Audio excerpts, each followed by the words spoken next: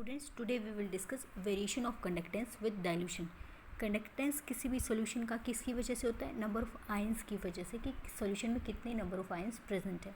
Strong electrolyte और weak electrolyte के case में दोनों ही सिचुएशन में डाइल्यूशन के साथ साथ कंडक्टेंस इंक्रीज होता है. स्ट्रॉन्ग इलेक्ट्रोलाइट क्या होते हैं? जो कम्प्लीटली आयनाइज हो जाते हैं सॉल्यूशन में. तो जब आप किसी भी सॉल्वेंट में स्ट्रॉन्ग इलेक्ट्रोलाइट को डालते हैं तो वो आयनाइज ऑलमोस्ट कम्प्लीटली होता है, लेकिन डाइल्यूशन के साथ साथ उसमें क्या होता है? इंटर आयनिक इंटरेक्शन कम हो जाता है उनके आयंस के बीच में. इंटर आयनिक इंटरेक्शन कम हो जाता है तो आयंस की मोबिलिटी इंक्रीज हो जाती है और कंडक्टेंस इंक्रीज हो जाता है. वीक इलेक्ट्रोलाइट के केस में क्या है कि वीक इलेक्ट्रोलाइट कम्प्लीटली आयनाइज नहीं होते सॉल्यूशन में जब आप उसको सॉल्वेंट में डिजोल्व करते हो, लेकिन जैसे जैसे आप डाइल्यूशन करते हो उनका आयनाइजेशन इंक्रीज हो जाता है, नंबर ऑफ आयंस इंक्रीज होते हैं और कंडक्टेंस इंक्रीज हो जाता है. तो दोनों ही सिचुएशन में स्ट्रॉन्ग इलेक्ट्रोलाइट और वीक इलेक्ट्रोलाइट के केस में कंडक्टेंस डाइल्यूशन के साथ क्या होता है? इंक्रीज होता है. अब हम करते हैं स्पेसिफिक कंडक्टेंस. हमने डेफिनेशन की थी स्पेसिफिक कंडक्टेंस की. वो क्या था? Conductance of ion present in 1 centimetre cubic volume of the solution. यानी कि 1 centimetre cubic volume of solution में कितने नंबर ऑफ आयंस प्रेजेंट है. फॉर एग्जांपल, पहले किसी सॉल्यूशन में नंबर ऑफ आयन है 7, आपने डाइल्यूट कर दिया तो number of ions 1 cubic volume solution में कम हो जाएंगे. फॉर एग्जांपल ये हो गई 5. तो आपका जो स्पेसिफिक कंडक्टेंस है वो क्या हो जाता है? डिक्रीज होता है डाइल्यूशन के साथ. अब हम करते हैं इक्विवेलेंट कंडक्टेंस और मोलर कंडक्टेंस. जब हमने इक्विवेलेंट कंडक्टेंस और मोलर कंडक्टेंस की डेफिनेशन की थी तो हमने क्या किया था? Molar conductance for example specific conductance into volume. तो हमें पता है डाइल्यूशन के साथ स्पेसिफिक कंडक्टेंस डिक्रीज होता है, लेकिन वॉल्यूम डाइल्यूशन के साथ क्या होता है? इंक्रीज होता है. तो जो स्पेसिफिक कंडक्टेंस का डिक्रीज होना है वो वॉल्यूम के इंक्रीज होने से कंपनसेट हो जाता है, और जो नेट इक्विवेलेंट कंडक्टेंस है और मोलर कंडक्टेंस है वो डाइल्यूशन के साथ होते हैं इंक्रीज. अब हम करते हैं variation of molar conductance of weak and strong electrolyte with dilution. तो हमें पता है स्ट्रॉन्ग इलेक्ट्रोलाइट क्या होते हैं? जब हम उनको किसी पर्टिकुलर सॉल्वेंट में डिज़ोल्व करते हैं तो वो कम्प्लीटली आयनाइज हो जाते हैं ऑलमोस्ट. तो एक साइंटिस्ट थे डिबे हकल ओसेंगर, उन्होंने एक straight line equation the.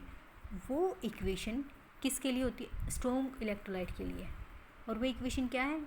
Lambda M molar conductance at particular concentration C equals to lambda M naught molar conductance at infinite dilution.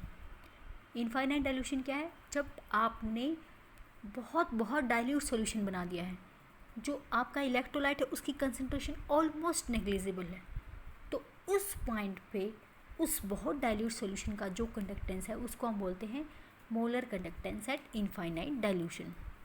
अब B क्या है? एक कांस्टेंट है. C क्या है? कंसंट्रेशन है. तो जो डिबे हकल ओसेंगर इक्वेशन है वो क्या है?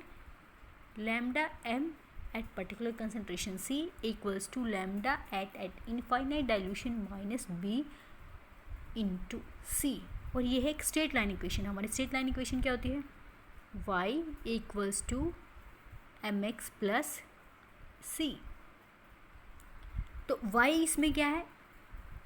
Molar conductance at particular concentration. x क्या है इसमें? √C. तो जो आपका स्लोप है m वो क्या है? -B. तो जब हम स्ट्रॉन्ग इलेक्ट्रोलाइट का मोलर कंडक्टेंस कंसंट्रेशन के वर्सेस प्लॉट करेंगे तो स्लोप नेगेटिव होगा, यानी कि जैसे जैसे कंसंट्रेशन इंक्रीज होगी मोलर कंडक्टेंस डिक्रीज होगा. C क्या है? इंटरसेप्ट. वो हमें क्या देगा? Molar conductance at infinite dilution. तो हम देखते हैं स्ट्रॉन्ग इलेक्ट्रोलाइट के केस में डाइल्यूशन के साथ चीज़ें कैसे बदलती हैं. तो एक strong electrolyte for example KCl, उसको आपने वाटर में डिज़ोल्व किया. अब वो स्ट्रॉन्ग इलेक्ट्रोलाइट है, कम्प्लीटली आयनाइज हो जाता है K पॉजिटिव और Cl नेगेटिव आयंस में. लेकिन जब कंसंट्रेशन ज़्यादा होती है तो K पॉजिटिव और Cl नेगेटिव आयंस में इंटरेक्शन होता है. फॉर एग्जांपल आपका जो K पॉजिटिव आयन है वो Cl नेगेटिव आयन से सराउंडेड होगा और ये एक कॉम्प्लेक्स सा स्ट्रक्चर बन जाएगा. इन द सेम वे अगर सॉल्वेंट ऐसा है जो कि पोलराइज हो सकता है तो सॉल्वेंट की एक शीट बन जाएगी. तो जो नेट साइज़ है आयन का वो इंक्रीज़ हो जाता है, जिसकी वजह से मोबिलिटी डिक्रीज़ होती है, कंडक्टेंस भी कम होता है. तो एक पर्टिकुलर कंसंट्रेशन है, फॉर एग्जांपल यहाँ पे आपने डिज़ोल्व कर दिया सॉल्वेंट में और आपने कंडक्टेंस मेज़र किया, ये आया. इतनी वैल्यू। फिर आपने क्या किया, डाइल्यूट कर दिया सॉल्यूशन को। डाइल्यूट करने से क्या होता है, कंसंट्रेशन डिक्रीज होती है। कंसंट्रेशन हम बेसिकली किसकी फॉर्म में रिप्रेजेंट करते हैं, मोलैरिटी, मोलैरिटी, नोमैलिटी की फॉर्म में। मोलैरिटी क्या होती है, number of moles of solute dissolve in 1 litre of solution. अगर आपने डाइल्यूट कर दिया है तो 1 लीटर सॉल्यूशन में नंबर ऑफ मोल्स क्या हो जाएंगे, उस पर्टिकुलर इलेक्ट्रोलाइट के कम हो जाएंगे, तो आपकी कंसंट्रेशन कम हो जाएगी। तो जैसे जैसे आप डाइल्यूट करेंगे कंसंट्रेशन क्या होती है, कम। तो पहले इस कंसंट्रेशन पे जो मोलर कंडक्टेंस की वैल्यू थी वो ये थी, फिर आपने डाइल्यूट कर दिया सॉल्यूशन को, कंसंट्रेशन को बिल्कुल कम कर दिया। इस पॉइंट के ऊपर फॉर एग्जांपल मोलर कंडक्टेंस की वैल्यू है ये, बढ़ गई है मोलर कंडक्टेंस की वैल्यू जैसे जैसे आपने सॉल्यूशन को डाइल्यूट किया है, यानी कि जैसे जैसे आपने कंसंट्रेशन को डिक्रीज़ किया है मोलर कंडक्टेंस की वैल्यू इंक्रीज़ हो गई। और इंक्रीज़ होने का रीज़न क्या है, जो मैंने बताया था, इंटर आयनिक इंटरेक्शन, यानी कि जो K positive Cl negative ions है या सॉल्वेंट के जो भी मॉलिक्यूल्स हैं वो इंटरेक्ट करते हैं। मेनली सोल्यूट सोल्यूट इंटरेक्शन कम होता है, जो सॉल्वेंट का इंटरेक्शन है उसका डाइल्यूशन पे फ़र्क नहीं पड़ता। तो सोल्यूट सोल्यूट का जो इंटरेक्शन है वो कम हो जाता है, यानी कि जो आयंस है K positive Cl negative ions, उनके बीच में डिस्टेंस बढ़ जाती है। और डिस्टेंस जब ज़्यादा बढ़ जाती है तो हमें पता है इंटर आयनिक इंटरेक्शंस डिस्टेंस बेस होते हैं। अगर डिस्टेंस बढ़ती चली जाएगी तो उनके बीच का इंटरेक्शन कम होता जाता है। इंटरेक्शन कम हो जाएगा तो आयन जो है उसका साइज़, जो इफेक्टिव साइज़ है वो कम होगा और मोबिलिटी ज़्यादा होगी तो कंडक्टेंस ज़्यादा होगा। तो जो आपका स्ट्रॉन्ग इलेक्ट्रोलाइट है उसका कंडक्टेंस डाइल्यूशन के साथ बढ़ता है, किसकी वजह से, इंटर आयनिक इंटरेक्शन कम होने की वजह से। अब हमने की थी जो डिबे-हाकल ओसेंगर इक्वेशन है कि वो एक क्या है, स्ट्रेट लाइन इक्वेशन है। क्या आई थी हमारी, lambda M at particular concentration c, lambda M at infinite dilution minus b under root c. तो आपने ये सी और लैम्डा एम के बीच में ग्राफ प्लॉट किया है, तो ये आपका स्लोप क्या है, नेगेटिव बी। तो अब ये हम देखेंगे कि नेगेटिव बी कैसे, देखो आप जैसे जैसे कंसंट्रेशन बढ़ा रहे हो तो जो मोलर कंडक्टेंस है यहाँ पे उसकी वैल्यू कम होती जा रही है, यानी कि ज़्यादा कंसंट्रेशन है। जब कंसंट्रेशन ज़्यादा है, जब कंसंट्रेशन ज़्यादा है ये, तो मोलर कंडक्टेंस की वैल्यू है कम। जब आपने कंसंट्रेशन कम कर दी, डाइल्यूशन बढ़ा दिया, तो मोलर कंडक्टेंस की वैल्यू है ज़्यादा, इस तरह से। तो ये स्लोप क्या होता है, नेगेटिव। पॉजिटिव स्लोप क्या होता है, एक्स एक्सिस पे वैल्यू इंक्रीज़ होती है और वैसे ही वाई एक्सिस पे भी इंक्रीज़ होती है। नेगेटिव स्लोप क्या होता है, वाई एक्सिस पे वैल्यू इंक्रीज़ होती है, वो एक्स एक्सिस पे कम होती है, मतलब इन्वर्स रिलेशन होता है, तो स्लोप नेगेटिव है। तो ये इसका स्ट्रॉन्ग इलेक्ट्रोलाइट के केस में स्लोप क्या है, नेगेटिव। अब हमने करा था उसको स्ट्रेट लाइन इक्वेशन। अब इस पर्टिकुलर कंसंट्रेशन तक ही ये स्ट्रेट लाइन इक्वेशन फॉलो होती है। उसके बाद इक्वेशन के अकॉर्डिंग ये ग्राफ ऐसे आना चाहिए था, डॉटेड लाइन के जैसे डॉटेड लाइन है उसके अलोंग आना चाहिए था।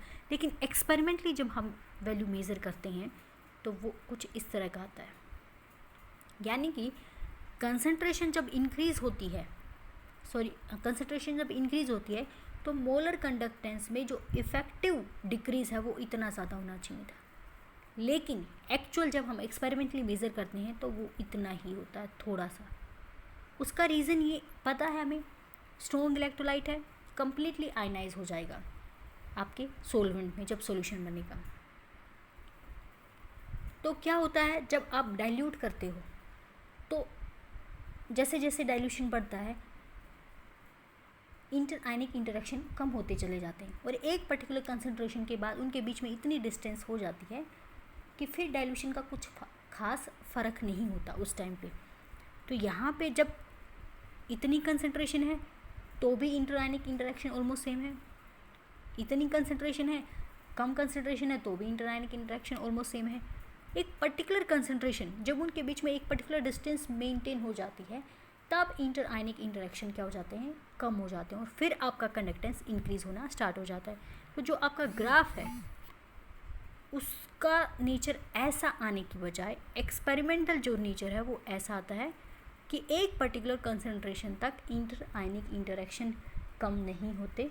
एक पर्टिकुलर कंसंट्रेशन आने के बाद जब डाइल्यूशन ज़्यादा होता है, उनके बीच में डिस्टेंस ज़्यादा हो जाती है तो उनका इंटरेक्शन कम हो जाता है और फिर मोबिलिटी बढ़ती है और फिर कंडक्टेंस बढ़ता है।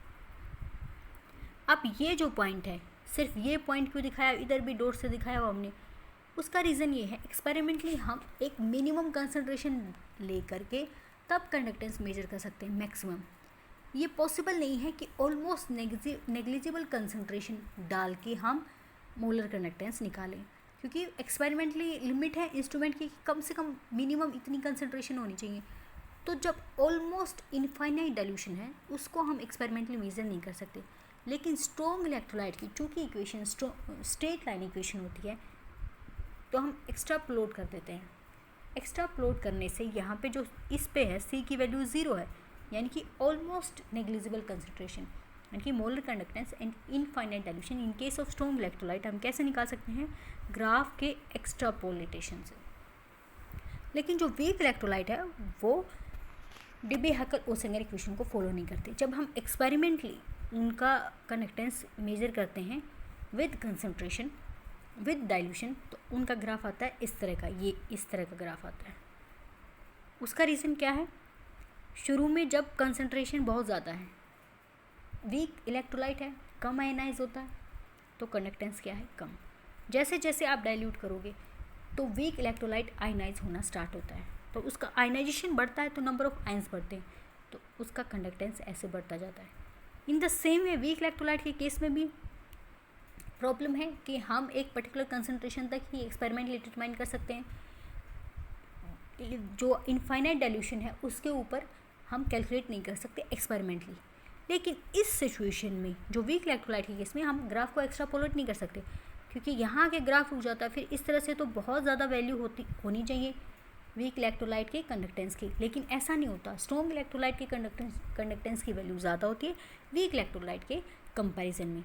तो वीक इलेक्ट्रोलाइट का जो मोलर कंडक्टेंस है उसको आप डायरेक्टली एक्सपेरिमेंटल मेथड के through eight infinite dilution calculate नहीं कर सकते, लेकिन स्ट्रॉन्ग इलेक्ट्रोलाइट के केस में ग्राफ के एक्स्ट्रापोलेशन से आप कैलकुलेट कर सकते हो। तो वीक इलेक्ट्रोलाइट का कंडक्टेंस हम देखेंगे।